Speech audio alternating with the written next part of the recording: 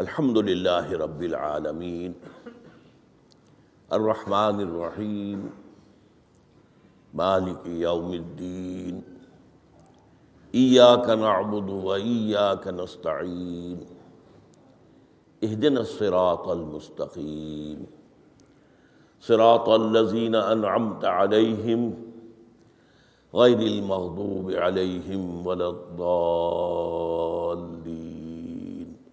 آمین۔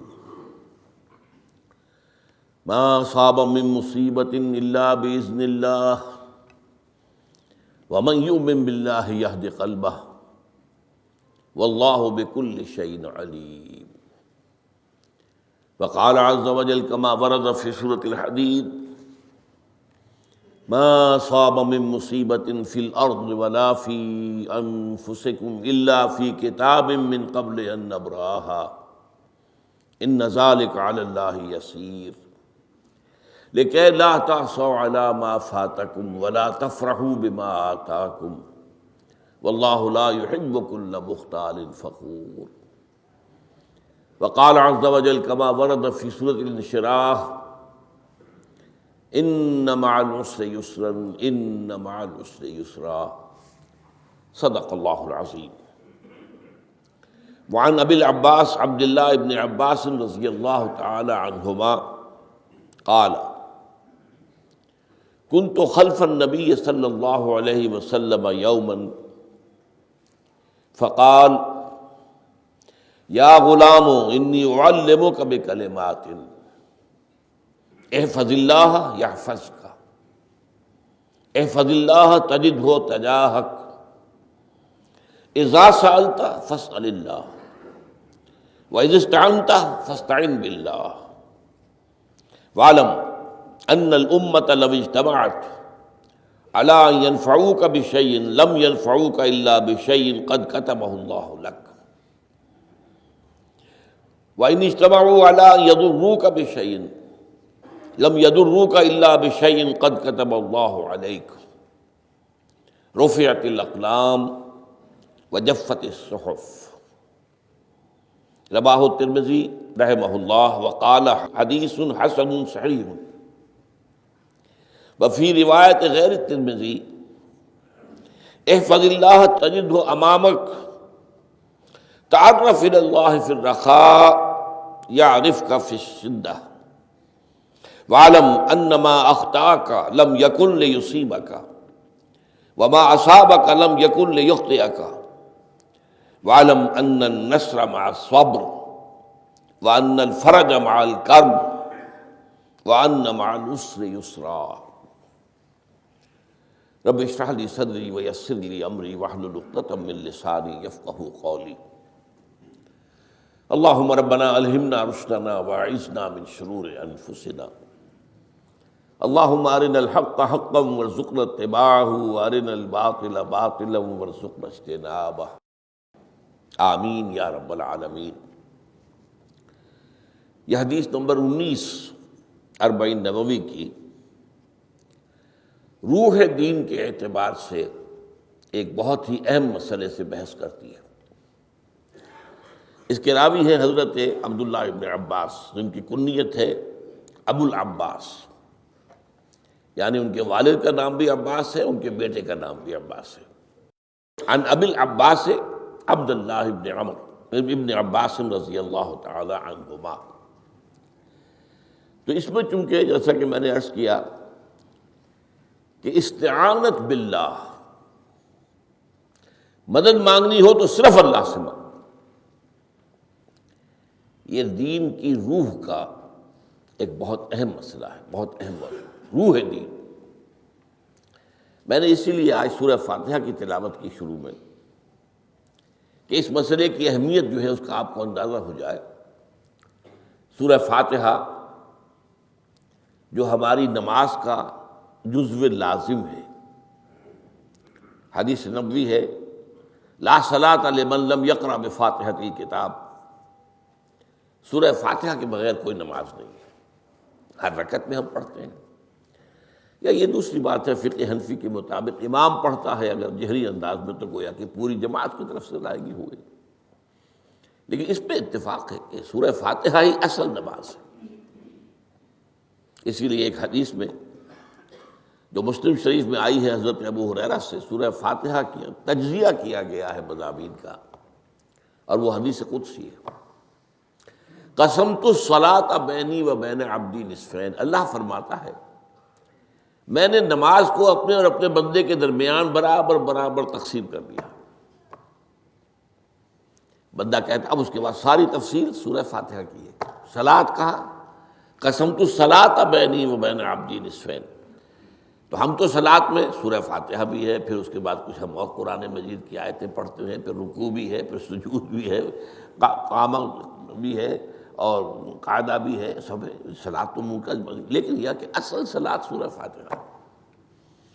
چنانچہ اس حدیث میں تجزیہ کیا گیا ہے، جب بندہ کہتا ہے، میرا بندہ یہ کہتا ہے الحمدللہ رب العالمین، تو میں یہ کہتا ہوں، اللہ تعالیٰ یہ فرماتا ہے حمدنی عبدی، میرے بندے نے میری حمد کی، تعریف کی، ثنا کی۔ جب بندہ کہتا ہے الرحمن الرحیم، میں کہتا ہوں، اللہ کہتا ہے اثنا علی عبدی، میرے بندے نے میری ثنا کی۔ اور جب بندہ کہتا ہے مالک یوم الدین، تو اللہ فرماتا مجدنی عبدی، میرے بندے نے میری بزرگی بیان کی۔ تو یہ سارا میں اس لیے آپ کو حوالہ دے دیا ہے۔ آج میں سورہ فاتحہ کا درس نہیں دے رہا ہوں، پوری بات نہیں سنا رہا ہوں کہ اصل نماز سورہ فاتحہ۔ اب سورہ فاتحہ میں 7 آیتیں ہیں، اور عجیب ترتیب ہے، 3 آیتوں پر ایک جملہ بنتا ہے۔ الحمدللہ رب العالمین الرحمن الرحیم مالک یوم الدین، آیتیں 3، جملہ 1۔ پھر 3 آیتوں پر ایک جملہ ہے آخر میں، اہدنا الصراط المستقیم صراط الذین انعمت علیہم غیر المغضوب علیہم ولا الضالین، آیتیں 3، جملہ 1۔ درمیانی آیت ہے 4 نمبر کی، ایاک نعبد و ایاک نستعین۔ یہ ہے در حقیقت مرکزی آیت، مرکزی ہو گئی، 3 ادھر 3 ادھر، پھر وہ 3 ایک جملہ، آخری 3 ایک جملہ، اور یہ ایک آیت میں 2 جملے۔ ایاک نعبد بھی مکمل جملہ ہے، و ایاک نستعین بھی مکمل جملہ ہے، اور یہیں پر سورہ فاتحہ کی وہ تقسیم ہوتی ہے آدھی۔ 3.5 آیتیں ادھر ہیں، الحمدللہ رب العالمین الرحمن الرحیم مالک یوم الدین ایاک نعبد۔ اب واو آ گیا، یہ واو ایسے ہے جیسے کہ آپ ترازو کو پکڑتے ہیں، مٹھ اس کی جو ہے۔ اب 3.5 آیتیں ہیں، وَإِيَّاكَ نَسْتَعِينُ اهْدِنَا الصِّرَاطَ الْمُسْتَقِيمَ صِرَاطَ الَّذِينَ أَنْعَمْتَ عَلَيْهِمْ غَيْرِ الْمَغْضُوبِ عَلَيْهِمْ وَلَا الضَّالِّينَ۔ یہ جو مرکزی آیت ہے، اس میں 2 باتوں کا ذکر ہے۔ ایاک نعبد، ایک تو ہم اقرار کرتے ہیں کہ اللہ ہم صرف تیری ہی بندگی کرتے ہیں اور کرتے رہیں گے، یہ حال اور ماضی، حال اور مستقبل دونوں کو محیط ہے۔ اور دوسرا ایاک نستعین، اور صرف تجھ ہی سے مدد مانگتے ہیں اور مانگتے رہیں گے۔ یہ گویا کہ دین کا ایک مرکزی نقطہ ہے، جو صلاۃ کا مرکزی نقطہ ہے، وہی در حقیقت دین کا مرکزی نقطہ ہے۔ اب ہم اس پر غور کر چکے ہیں، 40 نبوی کی حدیث نمبر 3 جو ہے وہ اس پر ہے، ایاک نعبد پر۔ اس میں گفتگو ہو چکی ہے تفصیل سے کہ عبادت کا تصور کیا ہے، جس کے لیے انسان کو پیدا کیا گیا، وما خلقت الجن والانس الا لیعبدون۔ اور تمام رسولوں کی دعوت کا مرکزی نقطہ ان اعبدوا اللہ ما لکم من الہ غیرہ۔ زندگی آمد برائے بندگی، زندگی بے بندگی شرمندگی۔ اور اس میں جو کنفیوژن ہم نے پیدا کر دیا ہے کہ عبادت کو عبادات کے مترادف قرار دے دیا، نماز روزہ حج اور زکوٰۃ یہ عبادات ہیں، وہ عبادت جس کے لیے ہمیں پیدا کیا گیا ہے وہ یہ چیزیں نہیں ہیں، وہ ہے پوری زندگی میں ہمہ تن ہمہ وقت ہمہ جہت اللہ کی اطاعت۔ ہر وقت نماز تو نہیں پڑھی جاتی، ہر روز روزہ تو نہیں رکھا جاتا۔ یہ جو کہا کہ میں نے صرف تمہیں پیدا ہی اس لیے کیا کہ میری عبادت کرو، تو عبادت سے مراد یہ چیزیں نہیں ہو سکتی۔ یہ در حقیقت اس عبادت کے لیے سپورٹس ہے، جیسے 4 ستون ہیں، ان پر چھت ہے، چھت کو سپورٹ دینے کے لیے ستون ہے، ستونوں کی معنویت ہی تب ہے جب کہ چھت ہو، ورنہ کیا کہیں گے کس لیے کھڑے کر دیے 4 ستون، پاگل پن ہے کوئی، کس لیے، واٹ فار، جب تک کہ چھت کا تصور نہ ہو۔ شامیانے کے لیے 4 آپ نے بانس کھڑے کیے ہیں، کس لیے، اس شامیانے کو سپورٹ کرنے کے لیے۔ تو اب اس میں جو ایک مضمون آیا وہ یہاں بھی آ گیا اس حدیث میں، تو قرآن مجید کی آیت میں ایاک نعبد و ایاک نستعین، یہ ہے دوسری بات جس پر کہ آج کی ہماری مرکزی جو مضمون ہے وہ یہ حدیث، تجھ ہی سے مدد مانگتے ہیں اور مانگتے رہیں گے۔ اللہ تعالیٰ سے مدد مانگنا، اب آپ یوں سمجھیے کہ مدد جو مانگی جاتی ہے مختلف الفاظ استعمال ہو سکتے ہیں۔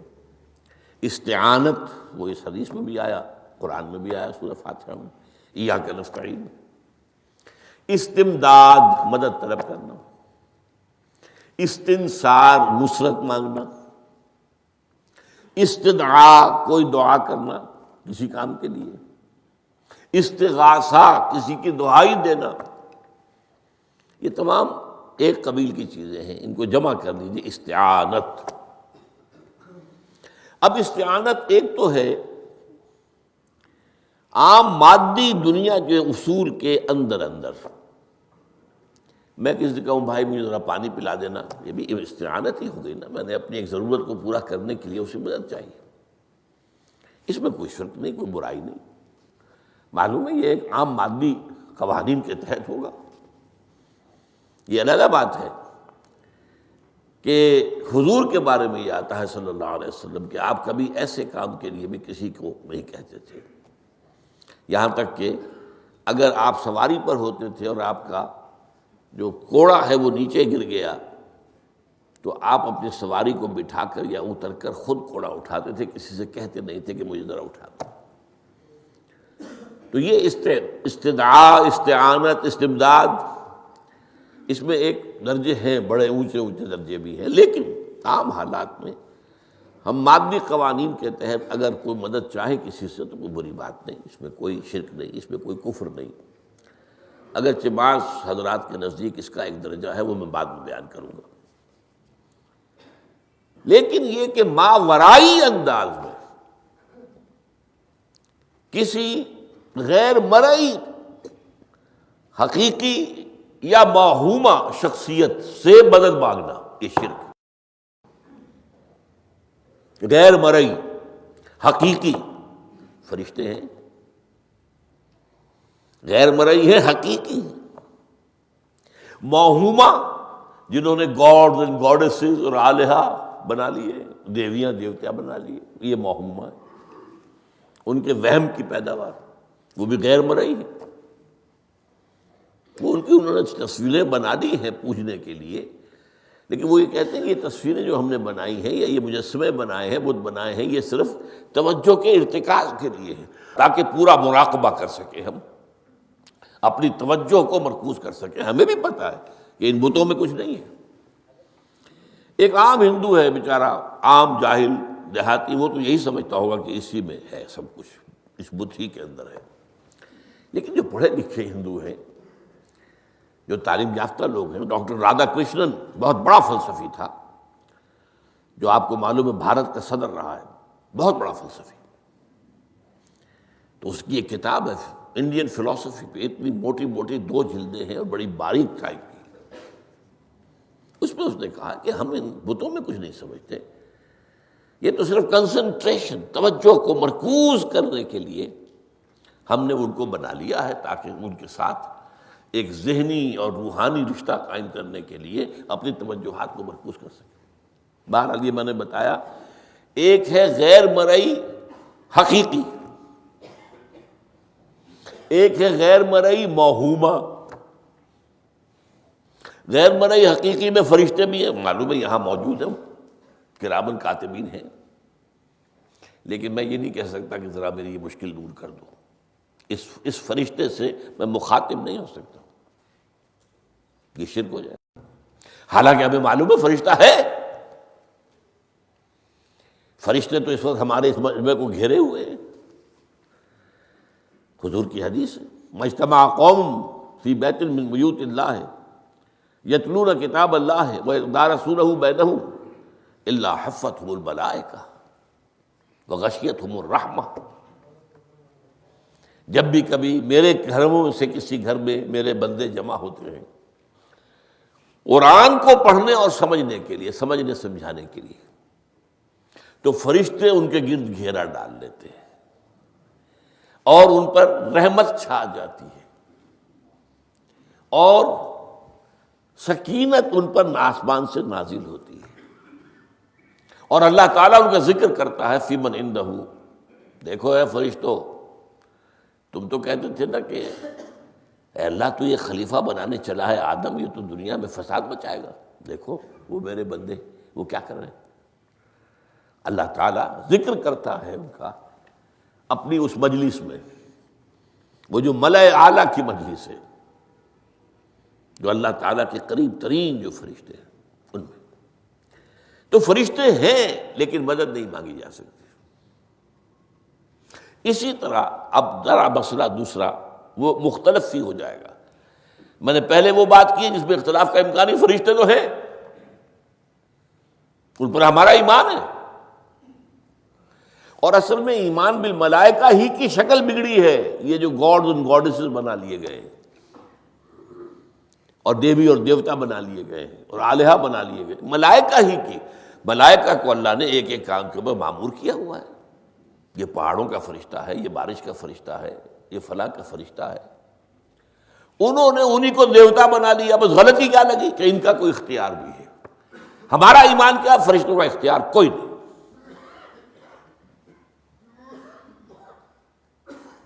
یفعلون ما یؤمرون، جو اللہ حکم دیتا ہے کرتے ہیں، ان کا کوئی اختیار نہیں. بس یہ باریک سا پردہ ہے. یہی ایمان بالملائکہ بن گیا ہے. دیویوں دیوتاؤں کی شکل اختیار کی. عرب کے لوگ خدا کی بیٹیاں کہتے تھے ان کو. یہ فرشتے خدا کی بیٹیاں ہیں. ان کے نام پر انہوں نے لات، یہ مؤنث نام ہے، لات، عزا عزیز کا مؤنث ہے، منات یہ سب مؤنث نام ہے. یہ دیویاں ہیں، یہ اللہ کی بیٹیاں ہیں، فرشتے ہیں اصل میں. تو میں نے کہا کہ پہلے میں نے بات کی ہے وہ غیر مرئی کہ جو یقینی ہیں، متفق علیہ ہیں، فرشتے ہیں. ایک ہے مختلف فی، وہ یہ ہے کہ اولیاء اللہ کی ارواح بھی، ان کو بھی یہ، اگر یہ قول امام الہند شاہ ولی اللہ دہلوی کا نہ ہوتا تو میں کبھی اس کو تسلیم نہ کرتا. ان کا قول ہے کہ اللہ تعالیٰ اپنے جو بڑے محبوب بندے ہوتے ہیں ان کے انتقال کے بعد ان کی ارواح کو بھی فرشتوں کے جو درجہ اسفل ہے، سب سے نچلے درجے کے جو فرشتے ہیں، ان میں شامل کر دیتا ہے. اور اللہ کے احکام کی جیسے تنفیذ وہ فرشتے کرتے ہیں وہ بھی کرتے ہیں. اب یہ مختلف ہی مسئلہ ہو گیا، سب کے نزدیک نہیں ہے ایسا، لیکن یہ کہ بعض کے نزدیک شاہ ولی اللہ کہہ رہے ہیں تو اس کو تو ہم اٹھا کر ردی کی ٹوکری میں تو نہیں پھینک سکتے بات. لیکن ان کو بھی نہیں پکارا جائے گا. وہ ہے، وہ بھی اللہ کی سول سروس کے اندر بھرتی ہو گئے. سول سروس ہے نا، اس کے کارڈرز ہیں ہمارے ہاں. پٹواری سے آپ چلیں گے تو ریونیو کا محکمہ جو ہے، پٹواری پر گرداور اور گرداور سے گرداور، قانون گو اور اس سے اوپر اور نائب تحصیلدار، یہ چلے گا. تو فرشتوں کے بھی گریڈ ہیں، طبقہ اسفل، طبقہ اعلیٰ. تو اگر اللہ تعالیٰ اپنے نیک بندوں کی ارواح کو بھی اس میں شامل کر دے تو ہمیں کیا اعتراض ہے. اور اس کو ماننے سے کوئی شرک لازم نہیں آئے گا. ہاں انہیں پکارو گے تو شرک لازم آ جائے گا. بات سمجھ رہے؟ باریک فرق. فرشتوں کو مانتے ہیں، پکار نہیں سکتے، مدد نہیں مانگ سکتے. اسی طریقے سے ان کو آپ مانتے بھی ہوں اگر کہ وہ ملائکہ کی آخری صف میں ان کو بھی اللہ نے بھرتی کر لیا ہے تو ٹھیک ہے. لیکن یہ کہ آپ اختلاف کریں، اختلاف بھی کر سکتے ہیں کہ اتنی بڑی بات کے لیے کوئی دلیل قرآن مجید سے ہمیں نہیں ملتی. فرض کیجئے کوئی شخص کہتا ہے، لیکن یہ کہ یہ ایک قول ہے، ایک محدث کا ہے. لیکن میں نے جو بات فرق جو بتا رہا ہوں، ان کو یہ مان لینا کہ فرض کیجئے شیخ عبد القادر جو ہے بغدادی گیلانی رحمۃ اللہ علیہ، ان کی روح اب کہیں آ سکتی ہے، الوا آ سکتی ہے، جیسے ملائکہ آ سکتے ہیں، آ سکتی ہے، روح محمدی صلی اللہ علیہ وسلم آ سکتی ہے، لیکن ہم اس وقت محمد کو پکاریں گے نہیں، پکارا تو شرک ہو جائے گا، دعوت دعا کی تو شرک ہو جائے گا۔ تو یہ ذرا باریک سا فرق ہے جو ہمارے ہاں اس فرق کو نہ سمجھنے کی وجہ سے ہی یا تو انکار کر دیتے سرے سے، روح آ ہی نہیں سکتی، اور یا یہ کہ پھر ان سے دعائیں اور استدعاء اور استغاثہ، تو یہ دونوں میں جو ہے انتہایں ہو جاتی ہیں۔ اچھا، دنیا کے قانون کے تحت بھی جو میں نے کہا تھا، میں بتاؤں گا کہ اس کا بھی ایک مرتبہ ہے۔ آپ نے کسی شخص سے ایک کام کے لیے کہا، وہ کام دنیا کے قوانین کے تحت ہے۔ فرض کیجیے آپ کسی سے کہتے ہیں میری فلاں جگہ پر سفارش کر دیجئے، میرا یہ مسئلہ ہے، 100% درست ہے، لیکن یہ کہ فرض کیجئے کہ میرا جو مدعا علیہ ہے یا جو میرا مد مقابل ہے وہ چرب زبان ہے زیادہ، یا وہ اس نے کوئی لمبی چوڑی سفارش جو ہے فراہم کر دی ہے، تو آپ بھی میری بات رکھ دیں وہاں۔ قرآن مجید میں آیا ہے سورہ نساء، من یشفع شفاعۃ الحسنۃ، اچھی شفاعت کرنا، صحیح بات، تو اس کے اندر اللہ تعالیٰ نے اجر و ثواب رکھا ہے۔ اب آپ نے ایک دفعہ کہا، اس نے نہیں کیا، دوسری دفعہ کہا، نہیں کیا، پھر کہا، تو یہ میں ایک بزرگ کا قول آپ کو بتا رہا ہوں کہ یہ شرک ہو جائے گا۔ ایک دفعہ کہا ٹھیک ہے، یہ سوال ہے، دوسری دفعہ کہا یہ بھی چلیے معاف، اب تیسری دفعہ، اس کا مطلب یہ کہ آپ نے یہ بات سمجھ لی ہے کہ آپ کا خیر اسی کے ہاتھ میں ہے، اور یہ شرک خفی ہو جائے گا۔ ٹھیک ہے، آپ نے کہا اگر وہ کر دے ٹھیک، کوئی اعتراض نہیں۔ تو یہ باتیں بھی سمجھنے کی ہیں، کیونکہ آدمی جو ہے اگر پیچھے پڑ جاتا ہے، کہتا رہتا، مطلب معلوم ہوا کہ اس کے ذہن میں یہ بات بیٹھ گئی ہے کہ تمہارا خیر جو ہے، تمہاری بھلائی اسی کے ہاتھ میں نہیں۔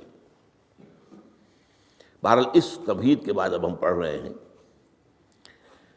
حضرت ابن عباس فرماتے ہیں رضی اللہ تعالی عنہ، کنت خلف النبی یوما صلی اللہ علیہ وسلم، ایک دن میں حضور کے پیچھے تھا۔ اب پیچھے ہونے سے کیا مراد ہے؟ گمان غالب یہ ہے کہ سواری پر، جس کو ردیف بھی کہتے ہیں، واللہ عالم یہ بھی ہو سکتا ہے کہ چلتے ہوئے پیچھے پیچھے چل رہے ہیں، ادب کے ساتھ، چچا زاد بھائی ہیں لیکن عمر میں تو بہت چھوٹے ہیں، نوجوان ہیں۔ اس کیفیت میں حضور نے اب ان سے خطاب کیا، یا غلام، اے نوجوان، اے لڑکے کہا، اے لڑکے، اعلمک کلمات، میں تمہیں تلقین کرتا ہوں چند کلمات۔ اب یہ ہے حضور کا طریقہ تربیت و تعلیم و تزکیہ۔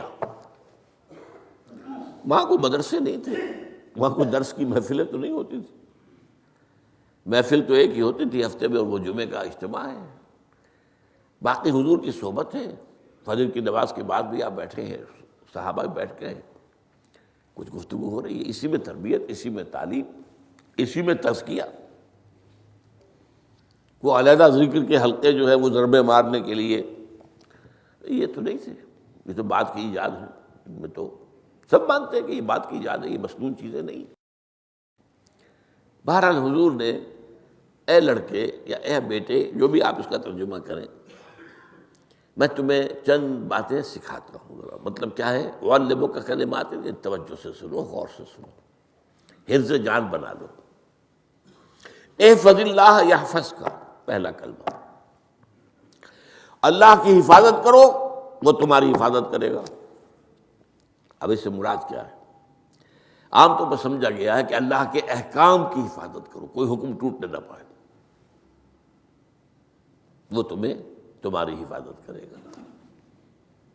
اور ایک مفہوم یہ بھی ہو سکتا ہے، اللہ کو اپنے دل میں محفوظ رکھو، اس کی یاد سے اس دل کو، اس خانہ قلب کو خالی نہ ہونے دو، مستحضر رکھو اللہ کو اپنے دل میں، تو اللہ تمہاری حفاظت کرے گا، اللہ تمہیں یاد رکھے گا۔ اور حدیث قدسی میں یہ الفاظ آئے ہیں، میرا بندہ جب مجھے اپنے دل میں یاد کرتا ہے میں بھی اسے اپنے دل میں یاد کرتا ہوں۔ جب میرا بندہ کسی محفل میں میرا ذکر کرتا ہے میں اس سے کہیں بہتر محفل میں اس کا ذکر کرتا ہوں۔ اللہ کی محفل تو ملائے اعلیٰ کی ہے، ملائکہ مقربین کی ہے۔ وہ جو امیر خسرو کا شعر ہے وہ پتہ نہیں کس کیفیت میں انہوں نے کہا ہے، خدا خود میر محفل بود اندر لامکاں خسرو، محمد شمع محفل بود شب جائے کہ من بودم۔ اے خسرو، رات میں جہاں تھا وہ رات کوئی کیفیت تھی جو گزری ہے، وہ ایک لامکاں کی محفل تھی۔ اب مکان نہیں ہے، لامکاں ہے، مادی نہیں ہے وہ۔ اس کی محفل میں میر محفل اللہ تھا اور شمع محفل محمد تھے صلی اللہ علیہ وسلم۔ خدا خود میر محفل بود اندر لامکاں خسرو، محمد شمع محفل بود شب جائے کہ من بودم۔ بہرحال اللہ کو تم اپنے دل میں مستحضر رکھو، اللہ تعالیٰ تمہیں بھی یاد رکھے گا۔ دوبارہ فرمایا احفظ اللہ تجدہ امامک تجاہک، اللہ کو یاد رکھو تو اپنے سامنے موجود پاؤ گے، جب چاہو دعا کرو۔ وہ جو بات کہا ہے کہ دل میں ہے، جب چاہو مخاطب ہو جاؤ۔ دل کے آئینے میں ہے تصویر یار، جب ذرا گردن جھکائی دیکھ لی، کہیں دور تو نہیں ہے۔ نحن اقرب الیہ من حبل الورید، تمہارے دل میں اللہ ہے تو کہاں جا رہے ہیں اس کو ڈھونڈنے کے لیے؟ اپنے دل میں۔ وہ جو بے دل نے کہا ہے ستم است گر ہوست کشد کہ بے سیر سر و سمندرا، تجھے غنچہ کم نہ دمیدئی در دل کشا بچمندرا۔ بڑے ستم کی بات ہے کہ تمہارا دل کہتا ہے چلو ذرا باغیچے میں چلو، پھولوں کی سیر کرو، یہ گلاب کا پھول ہے، یہ موتیا ہے، یہ سیر۔ ستم است، بڑے ستم کی بات ہے۔ کیوں یہ ستم کیا ہو گیا اس میں؟ ستم است گر ہوست کشد، تمہاری خواہش تمہیں کھینچتی ہے کہ بے سیر سر و سمندرا، سر و سمن ذرا ان کی سیر کرنے کے لیے آؤ۔ تجھے غنچہ کم نظر، تو خود ایک غنچہ ہے، تو خود ایک پھول ہے، اللہ کا بنایا ہوا اشرف المخلوقات۔ وہ اشرف المخلوقات سے بڑا کوئی پھول ہو سکتا ہے؟ تجھے غنچہ کم نہ دمیدئی در دل کشا، اپنے دل کا دروازہ کھولو، بچمن درا، اس کے اندر جو چمن آباد ہے وہ کیا ہے؟ روح ہے۔ دل مسکن ہے قلب، قلب مسکن ہے روح کا۔ تو احفظ اللہ تجدہ امامک یا تجاہک، اپنے سامنے موجود پاؤ گے۔ اذا سألت فاسأل اللہ، اب آ گیا وہ مرکزی مضمون۔ دیکھو جب مانگو اللہ سے مانگو، غیر اللہ کے سامنے ہاتھ دراز کرو ہی مت۔ ایک حدیث میں آتا، یعنی حرام نہیں ہے، دنیاوی قواعد اصول قوانین کے تحت کسی سے مدد چاہنا، کوئی سوال کرنا حرام نہیں ہے۔ وہ تو میں نے کہا کہ اس پر اصرار آپ کریں گے تو اس میں بو پیدا ہو جائے گی، بدبو پیدا ہو جائے گی شرک کی، لیکن آپ سوال کریں، مدد لیں، اسی پر دنیا قائم ہے، ایک دوسرے کے ساتھ تعاون کے ساتھ۔ لیکن اونچا مقام کیا ہے؟ کسی سے سوال مت کرو سوائے اللہ کے، یہاں تک کہ جوتے باندھنے کا تسمہ تمہیں درکار ہے تو بھی کسی سے مت مانگو، اللہ سے مانگو۔ کیا پتہ اللہ کس کے دل میں ڈال دے اور وہ آ کے تمہیں تسمہ پیش کر دے۔ ہوتا ہے ایسا، بسا اوقات ہوتا ہے۔ جو اللہ کے ساتھ لو لگا کر رکھنے والے ہیں ان کے تو ایسے واقعات ہوتے ہیں کہ دل میں ایک بات آئی اور اس کے بعد وہی بات جو ہے وہ کوئی شخص آ گیا اور اس نے وہ بات پوری کر دی۔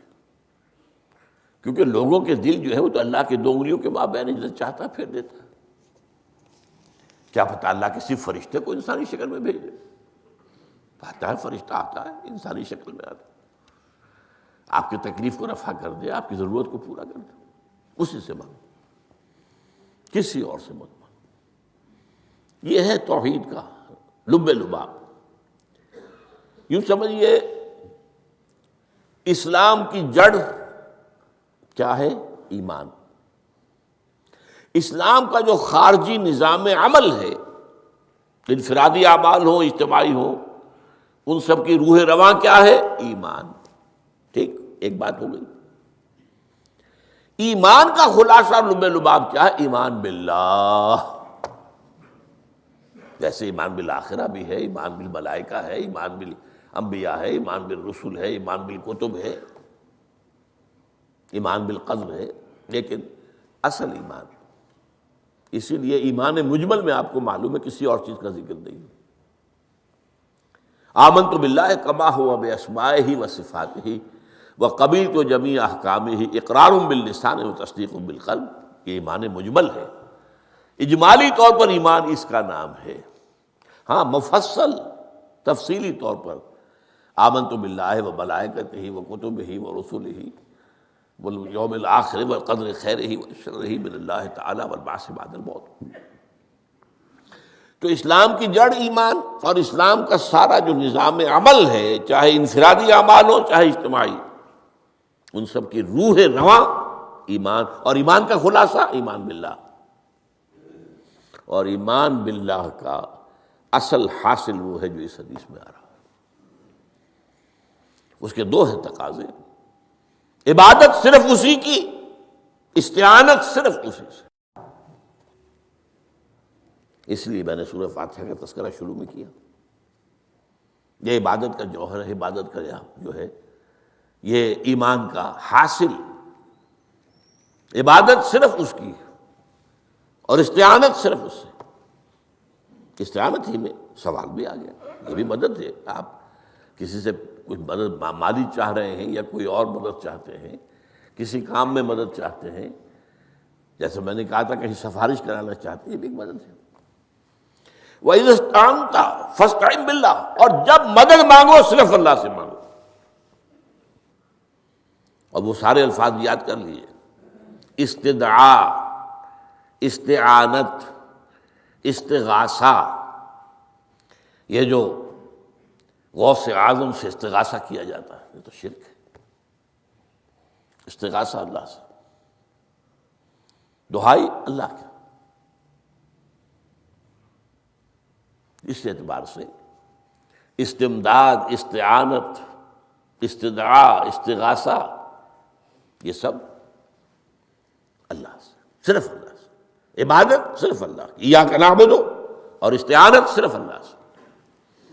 اذا سألت فاسأل اللہ واذا استعنت فاستعن باللہ واعلم۔ اب یہ جو آخری ٹکڑا آ رہا ہے، حدیث نمبر 4 تھی وہ عبداللہ ابن مسعود رضی اللہ تعالیٰ عنہ، اس میں بھی مضمون جو آیا وہ یہاں پر دوبارہ آ رہا ہے۔ وعلم، اور اے میرے بیٹے، میرے بچے، اے عزیز، علم، جان لو، ان الامت لو اجتمعت علی ان ينفعوک بشیء، اگر سب لوگ جمع ہو کر چاہیں کہ تمہیں کسی شے کا نفع پہنچا دیں، کوئی فائدہ پہنچا دیں، لن ينفعوک الا بشیء قد کتبہ اللہ لک، نہیں پہنچا سکتے وہ تمہیں کوئی نفع مگر صرف وہی جو تمہارے لیے اللہ نے لکھ دیا۔ پھر کیوں مانگو ان سے؟ یہ تو فعل عبث ہو گیا، بیکار بات ہو گئی، ان کے ہاتھ میں کچھ ہے ہی نہیں۔ لہذا یہ جان لو، سب لوگ مل کر چاہیں کہ تمہیں کوئی نفع پہنچا دیں، نہیں پہنچا سکتے مگر وہی کچھ جو اللہ نے تمہارے لیے اگر لکھ دیا ہے تو مل جائے گا، ورنہ نہیں۔ آپ اندازہ کیجئے کہ جو شخص اس سطح پر آ جائے اس میں کتنا استغنا ہوگا۔ کسی کے سامنے پیشانی رگڑے گا اپنی، کسی کے سامنے ہاتھ پھیلائے گا، کسی کے سامنے اپنی عزت نفس کو ہتھیلی پر رکھ کر پیش کرے گا۔ تم نے سوال کیا تو عزت نفس تو تم نے اس کے سامنے پیش کر دی۔ اب وہ چاہے تو کچھ اس کا لحاظ کر لے، چاہے تو ٹھوکر مار دے تمہاری عزت نفس کو۔ یہ وہ مقام ہے، جب مانگو صرف اللہ سے، جب مدد طلب کرو صرف اللہ سے، اور جان لو اگر تمام لوگ جمع ہو کر تمہیں کوئی فائدہ پہنچانا جائے نہیں پہنچا سکتے، الا بشیء قد کتب اللہ لک وان اجتمعوا علی ان یضروک بشیء لم یضروک الا بشیء قد کتب اللہ علیک، اگر سب مل کر چاہے تمہیں کوئی نقصان پہنچا دے نہیں پہنچا سکتے مگر وہی کچھ جو اللہ نے تمہارے لیے لکھ دیا۔ اب بتائیے خوف کی جڑ کٹ جائے گی کہ نہیں؟ یہ جو ایمان جو ہے یہ خوف اور حزن دونوں سے نجات دلانے والی بات ہے۔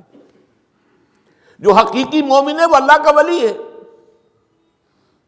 حقیقی مومن وہ اللہ کا ولی ہے۔ اور الا ان اولیاء اللہ لا خوف علیہم ولا هم يحزنون، یہ اولیاء اللہ کو علیحدہ مخلوق نہیں ہے، کوئی ان کے سر پہ سینگ نہیں ہوتے، انسان ہی ہوتے ہیں، لیکن حقیقی معنی میں مومن ان اعتبارات سے جو آج ہم پڑھ رہے ہیں، ایمان اس درجے کا پہنچ گیا تو اللہ کا ولی ہے۔ اور لوگ کے لیے خوف کس بات کا ہوگا؟ کس سے خوف کروں؟ اس کے ہاتھ میں کچھ ہے ہی نہیں، اور اگر کچھ اللہ نے میرے لیے لکھ دیا وہ آ کر رہے گا، چاہے میں لاکھ گڑ گڑاؤں اور اس کے سامنے کہ مجھے چھوڑ دے، اگر اللہ نے لکھا وہ آئے وہ تو آئے، تو کاہے کو اس کے سامنے گڑ گڑانا، کاہے کو جبسائی کرنا اس کے سامنے، اور کسی کے ہاتھ میں کچھ ہے ہی نہیں، میرا خیر ہے ہی نہیں، کاہے کو خوشامد کروں اس کی۔ اور سنیے، رفعت الاقلام، دیکھو نوجوان، قلمیں اٹھا لی گئی ہیں، وجفت الصحف، اور جو رجسٹر ہیں صحیفے ان کی سیاہی خشک ہو چکی ہے۔ یہ ہے وہ اللہ کا علم قدیم جس میں ہر شے لکھ دی گئی ہے۔ اس کے قلم اٹھا لیے گئے، وہ جیسے آپ کو معلوم ہے امتحان ہوتا تھا، 3 گھنٹے ختم ہو گئے، اسٹاپ رائٹنگ، بس اب قلم رک جانا چاہیے۔ وہ قلم تو تقدیر کا کاتب جو ہے وہ قلم اس کا اب اٹھا لیا گیا، اور جو صحیفے جن پر کے لکھا گیا وہ خشک بھی ہو گئے۔ یہ تو روایت ہے جو امام ترمذی نے جس کو روایت کیا، یہ متن ان کا ہے جو ہم نے پڑھا ابھی، اور ان کا قول یہ ہے کہ یہ حدیث حسن صحیح ہے، لیکن یہی روایت اور انہی راوی سے عبداللہ ابن عباس سے رضی اللہ تعالیٰ عنہما اور بھی محدثین نے کی ہے، تو اس میں سے ایک اور متن جو ہے وہ یہاں پر امام نووی نے دے دیا ہے۔ احفظ اللہ تجدہ امامک، یہ تو پہلا وہ ٹکڑا تھا، وقت تو جاہک تھا، یہاں امامک ہے، مطلب ایک ہی ہے، اپنے سامنے پاؤ گے۔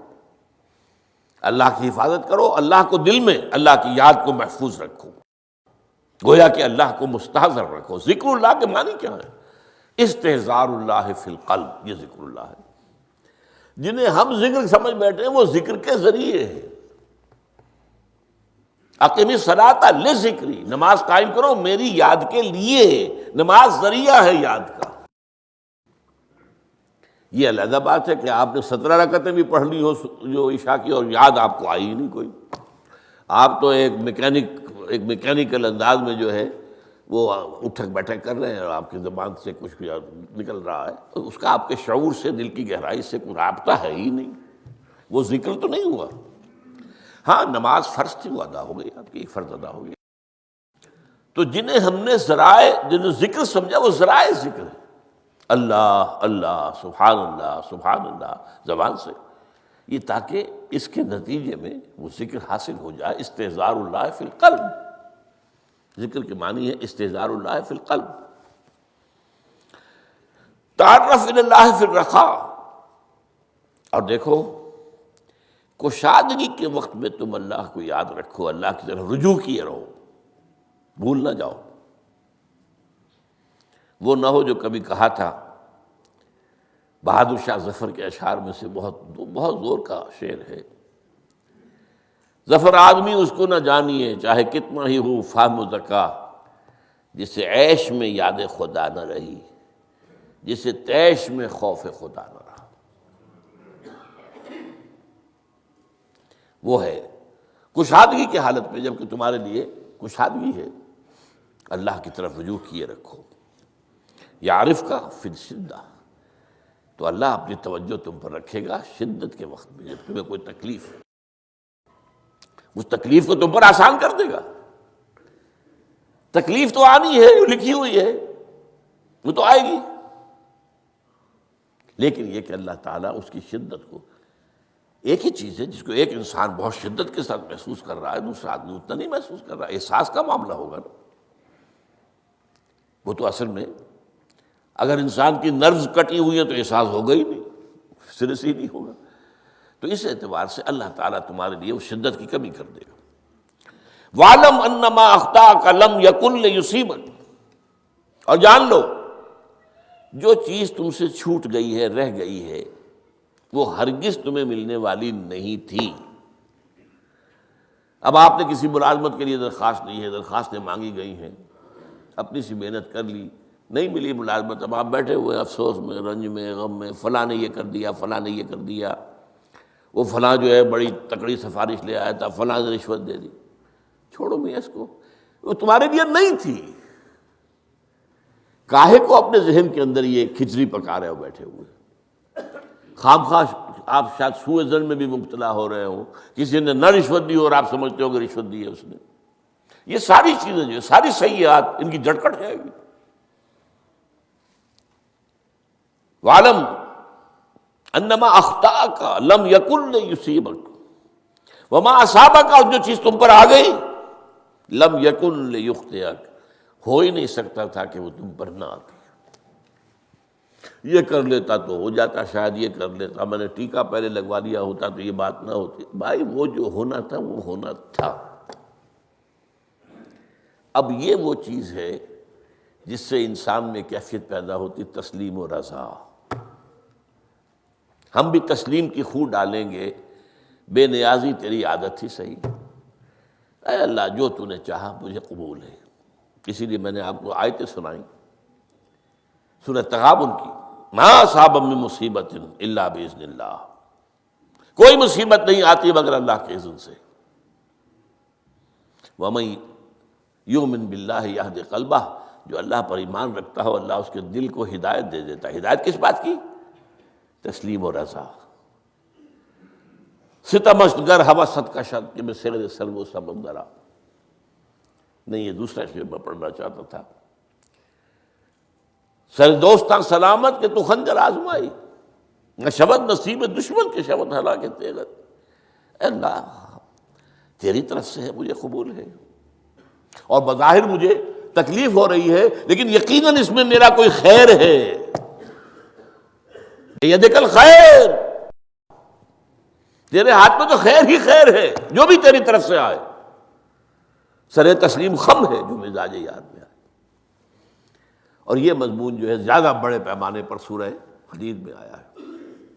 ما اصاب من مصیبت فی الارض ولا فی انفسکم الا فی کتاب من قبل ان نبرأھا، کوئی مصیبت نہیں آتی نہ تمہاری جانوں میں نہ زمین میں، زمین میں زلزلہ آ جانا، سیلاب آ جانا، کچھ اور زمین کا دھنس جانا، یا یہ ہے کہ تمہاری جانوں میں کوئی بخار ہو گیا، کوئی اور تکلیف ہو گئی، اچانک معلوم ہوا کہ صاحب جو کینسر ہے، اور کینسر بھی اب 3rd سٹیج کو پہنچ چکا ہے، لیکن جو بھی آیا ہے وہ اللہ کے علم قدیم کی کتاب میں پہلے سے لکھا ہوا ہے۔ فی کتاب من قبل ان نبرأھا، یہ ایک کتاب میں درج ہے اس سے پہلے کہ ہم اسے ظاہر کریں۔ اس کا نتیجہ کیا نکلنا چاہیے؟ لیکن لا تاسوا علی ما فاتکم ولا تفرحوا بما آتاکم، افسوس نہ کیا کرو جو تم سے جاتا رہے، چھوٹ جائے۔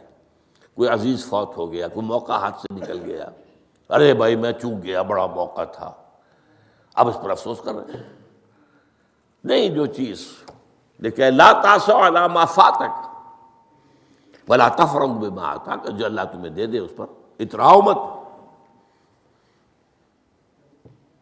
وما اصابک لم یکن لیخطئک واعلم ان النصر مع الصبر، اور جان لو اللہ کی مدد صبر کے ساتھ آتی ہے، جو آئے اس کی طرف سے جھیلو۔ زبان پر کلمہ شکوہ اور شکایت نہ آئے، اللہ سے شکایت نہ آئے، تسلیم و رضا، جو تیری رضا ہے۔ تیری صحت ہمیں منظور ہے، لیکن اس کو مولانا محمد علی جوہر ایک مرتبہ جیل میں گئے، ایک بیٹی بیمار ہوئی، فوت ہو گئی۔ اس کے بعد دوسری مرتبہ پھر جیل میں گئے، دوسری بیٹی کو وہی بیماری ہوئی۔ جیل میں اطلاع ملی کہ بیٹی کو یہ بیماری ہو گئی ہے، تو خط لکھا اشعار کی شکل میں۔ اس کا آخری شعر یہ ہے، تیری صحت ہمیں منظور ہے، لیکن اس کو نہیں منظور تو پھر ہم کو بھی منظور نہیں۔ ہم تو چاہتے ہیں میں بیٹی کے تجھے شفا ہو جائے، اسے منظور نہیں تو پھر ہمیں بھی منظور۔ وَاعْلَمْ أَنَّ النَّصْرَ مَعَ الصَّبْرِ وَأَنَّ الْفَرَجَ مَعَ الْكَرْبِ۔ فرج، فراخی، کھل جانا کسی چیز کا، یہ ہے کرب کے ساتھ، تکلیف کے ساتھ، تکلیف ہوتی ہے ساتھ۔ اللہ نے قانون بنایا ہے دنیا کا۔ اب آپ اندازہ کیجئے بچے کی ولادت میں ماں کو کتنی تکلیف اٹھانی پڑتی ہے۔ آج کل تو فیشن ہو گیا ہے، سیدھے سیدھے جاؤ، آپریشن کراؤ، تکلیف سے بچ جاؤ، لیکن یہ ہے کہ یہ بھی آپ کے علم میں ہوگا، وہ ساری تکلیف جیسے ہی بچے کو لا کر ماں کے برابر لٹایا ہے، ساری تکلیف ختم، پھر جو راحت اس سے میسر آتی ہے۔ ان الفرج مع الکرب وان مع العسر یسرا، اسی لیے میں نے وہ آیتیں بھی پڑھی تھی، ان مع العسر یسرا، ان مع العسر یسرا۔ اس دنیا میں یہ اللہ نے نظام بنایا،